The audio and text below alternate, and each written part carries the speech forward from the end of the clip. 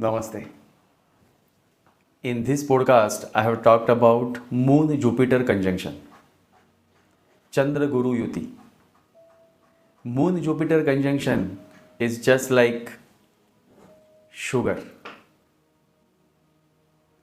But if you have too much of sugar, then you will get diabetes. So, Moon Jupiter conjunction is good, a very positive conjunction. But even this conjunction has a side effect. As Lao Tzu says, too much is the only sin.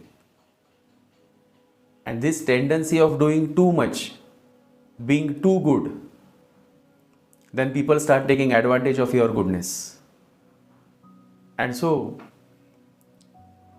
if you are having this Moon Jupiter conjunction, then you need to balance it in a very proper way. If you go to extreme, then it can lead to problems. Moon Jupiter conjunction can make you more religious, but if you cross the limit, then you become a hardliner. Then you will not like anything that is out of your religion. If I talk about Muslims, you will not like it. If I tell you that the original Mahabharat serial was written by a Muslim, his name was Dr. Rahi Masoom, then you may not like it. But the original Mahabharat series, the dialogues that Krishna delivers in that serial were written by a Muslim. Yesterday, while driving, rarely I listen to radio, but yesterday I just tuned into a radio station and a beautiful song, a beautiful Bollywood Hindi song was.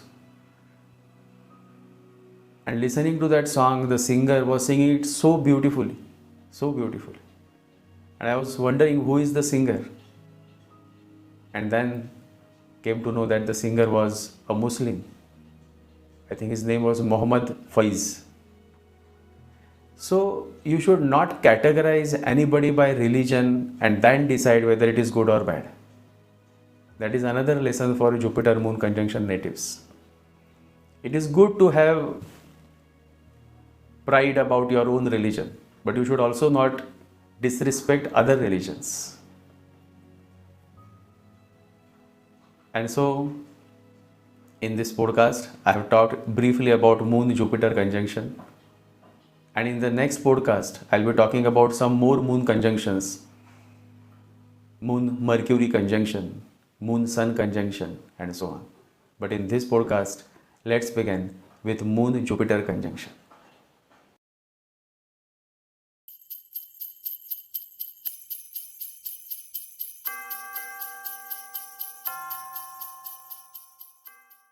You cannot become a successful businessman or a multi-millionaire unless you indulge in some sort of corruption, unless you make your hands dirty, unless you become a shrewd, ruthless, merciless person. And that's exactly what a Jupiter Moon conjunction person lacks. A person having Moon with Jupiter cannot commit any corruption. He is like the great freedom fighter Lokmanya Tilak. Incidentally, Lokmanya Tilak also had a Moon Jupiter conjunction in his birth chart.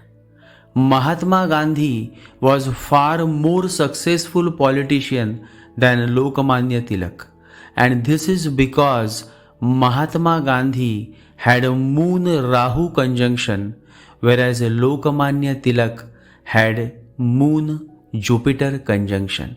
So you can see the difference. Moon Jupiter brings a direct connection of the 4th house with the 9th house.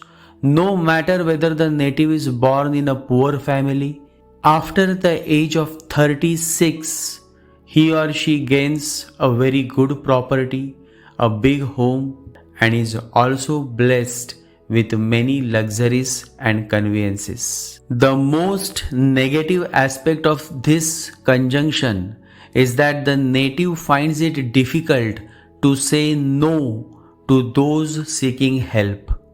Due to this weakness, the native often loses money as they lend it to people who deceive them and never repay.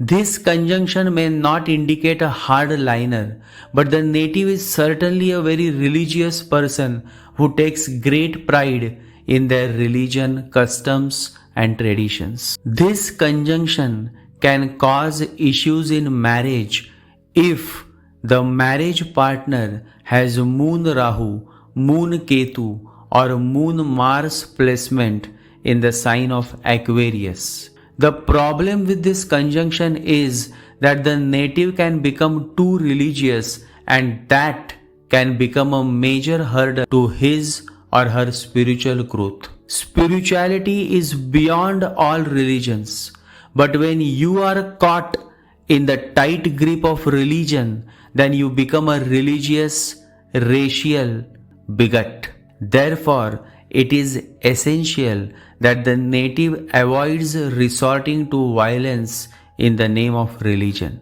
A Moon Jupiter native is indeed a God's fool. These individuals tend to trust others quickly.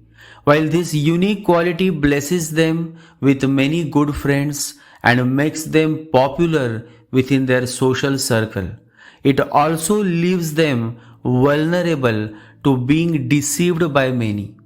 But the most striking quality of these natives is that even though they are cheated and people take advantage of their kindness, they remain unchanged. They continue to be God's fool.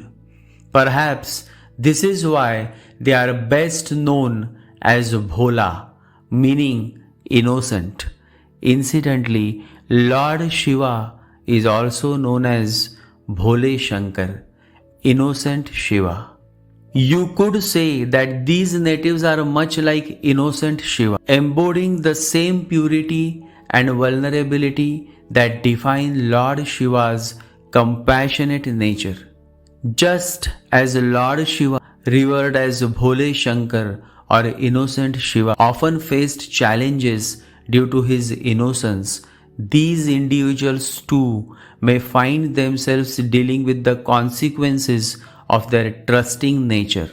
In Hindu mythology, Lord Shiva was known for granting boons even to demons, without considering the potential harm it could bring to himself. His compassion was so boundless that he didn't judge or differentiate between good and evil, granting wishes indiscriminately. For example, after Shiva granted the demon Bhasmasur the power to turn anyone into ashes with a single touch, the demon attempted to use that very power against Shiva himself. This selfless quality in Shiva made him susceptible to exploitation, but also the embodiment of divine innocence. Similarly, these natives tend to trust others wholeheartedly, offering help without hesitation, even when it makes them vulnerable to deception or betrayal. Like Lord Shiva, they remain unchanged despite the hardships they face, holding on to their purity and generosity. Their innocence becomes both their greatest strength and a source of personal challenges as they continue to offer kindness regardless of how others may exploit it. Always remember, innocence connects you with the Supreme Lord. Innocence is the way towards God. Moon Jupiter conjunction signify the innocence of the native. The native is innocent, Bhola. Guru Nanak, one of the greatest divine masters, never talked about the ultimate God experience, but he shared the ultimate way to experience God through the first few words that he uttered after experiencing God. after being with God. And those few words that he uttered came to be known as the Japji Sahib. And the whole incident, symbolic in many ways, is worth sharing. It happened so that Nanak was sitting on the bank of the river in total darkness with his friend and follower Mardana. And suddenly, spontaneously, without saying a word, Nanak removed his clothes and walked into the river. Mardana called after him, "Where are you going? The night is so dark and cold." Nanak went further and further. He walked into the river and slowly he plunged into the depths of the river. Mardana waited, thinking that Nanak would be out soon. But Nanak did not return. Mardana waited for 5 minutes. When 10 minutes passed, he became anxious. Where could he be? Where could have Nanak gone? There was no sign of him. Mardana started crying. He ran all around the river shore, calling to him, "Where are you? Answer me. Where are you?" He heard a voice saying, "Be patient, be patient." But there was no sign of Nanak. Mardana ran back to the village. The whole village loved Nanak. They all had some sense, a glimpse of what Nanak was going to be. They had felt the fragrance of his presence, just as the bird gives the sign of its fragrance before it becomes a flower. All the villagers wept. They ran back and forth around the river shore, but no luck. Nanak was nowhere to be seen. 3 days passed. People thought that Nanak must have drowned. They thought that his body must have been carried away by the swift current of the river, and perhaps eaten by wild animals. The village was drowned in sorrow. It appeared as if the whole village had become lifeless. The pain of losing one of the greatest master, Guru Nanak, was. But on the 4th day, Nanak appeared from the river, and the first words he spoke became the Japji Sahib. The God experience was expressed in the form of Japji. Japji Sahib is a Sikh prayer that appears at the beginning of the Guru Granth Sahib, the scripture of the Sikhs. It was composed by Guru Nanak, the founder of Sikhism. It begins with the Mool Mantra and then follow 38 stanzas and completed with a final slok at the end of this composition. This Japji Sahib is the first gift from Guru Nanak to the world. And so after 3 days, Nanak returned. But the Nanak who returned was also God himself. Then each word uttered by him became so invaluable as to be beyond price, each word equal to the words of the Vedas. The Japji Sahib is one of the most revered holy scriptures for those who follow Guru Nanak. The authentic horoscope of Guru Nanak suggests that in his horoscope, Jupiter was exalted in Cancer and placed in the 7th house with Ketu. His moon was placed in the 5th house in Taurus, exalted moon, and there was sextile aspect between moon and Jupiter. The sextile aspect works similar to conjunction, but its results are more in the form of material or spiritual gains, whereas conjunction signify the quality within you. So you can say that the sextile aspect is the manifestation of the conjunction as such. Jupiter Moon conjunct natives should try to balance their spirituality with material world duties and responsibilities. Becoming more practical is the most important message for Moon Jupiter natives. Learning to say no is important if you want to succeed in life, always remember, when you say yes to others, make sure you are not saying no to yourself. The difference between successful people and really successful people is that really successful people say no to almost everything, says Warren Buffett, American billionaire. The essence of this powerful Moon-Jupiter conjunction is undeniably divine, fostering qualities of kindness, trust, and spiritual wisdom. However, to truly thrive in the material world and manage day-to-day responsibilities like paying your bills and maintaining stability, it's crucial to balance this spiritual inclination with practicality and realism.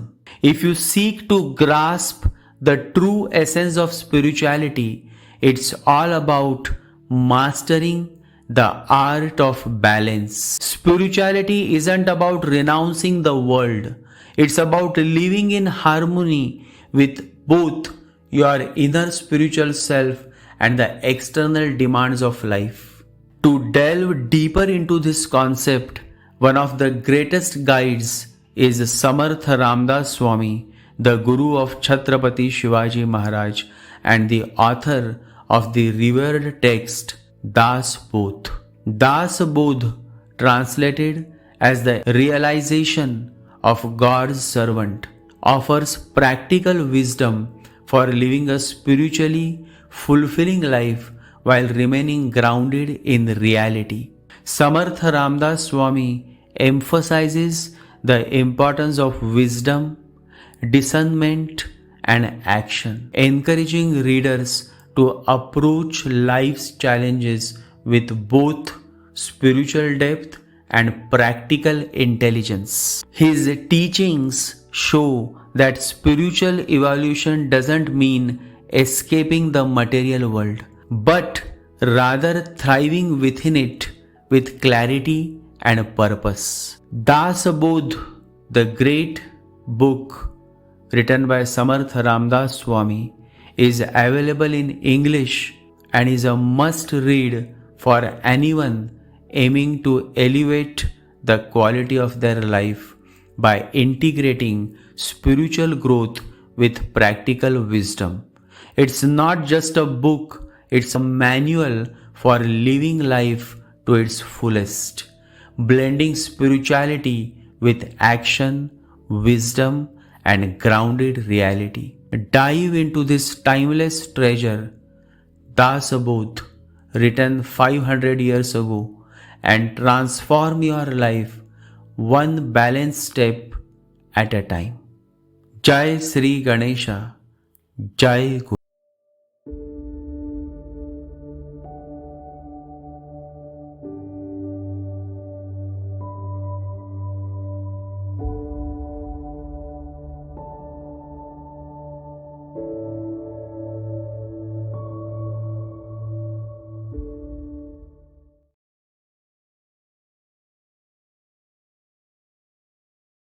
Om Gam Ganapataye Namaha. Om Gam Ganapataye Namaha. Om Gam Ganapataye Namaha.